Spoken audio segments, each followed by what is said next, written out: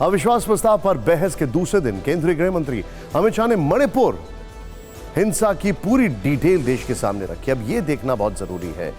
गृह मंत्री अमित शाह ने 125 मिनट लंबी स्पीच में बताया कि हिंसा कैसे फैली।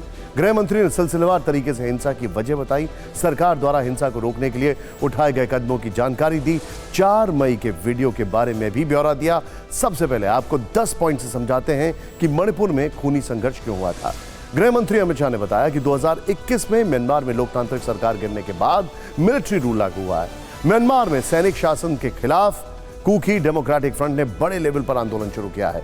इन आंदोलन को दबाने के लिए म्यांमार मिलिट्री ने फोर्स का इस्तेमाल किया, जिसकी वजह से म्यांमार के कुकी आदिवासी जान बचाने के लिए सीमा पार करके भारत आने लगे। दरअसल म्यांमार और भारत के बॉर्डर खुले हुए हैं। क्यों कुकी आदिवासियों के बड़ी संख्या में आने से मणिपुर में मैतेई लोगों में असंतोष बढ़ा।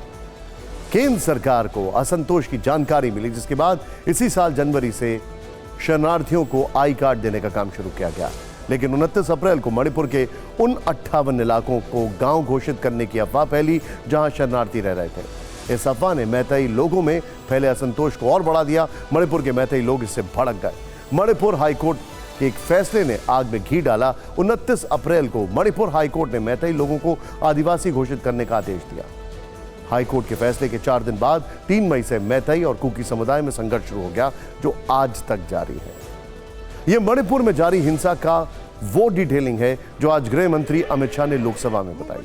यह मणिपुर हिंसा पर सरकार की अब तक की सबसे लेटेस्ट और पुख्ता रिपोर्ट।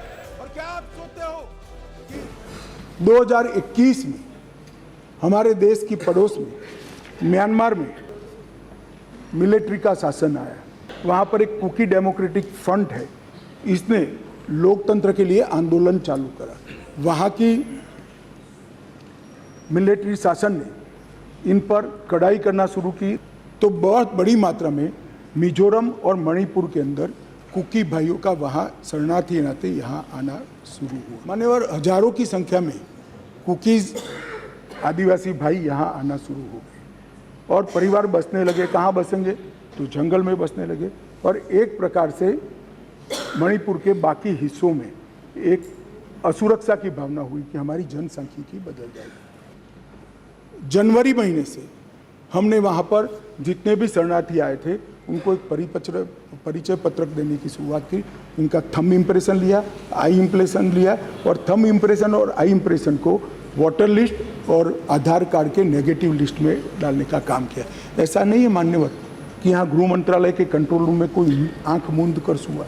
फिर भी ये जिस प्रकार से संख्या बढ़ती गई, असुरक्षा की भावना मतई लोगों में फैलती गई मान्यवर।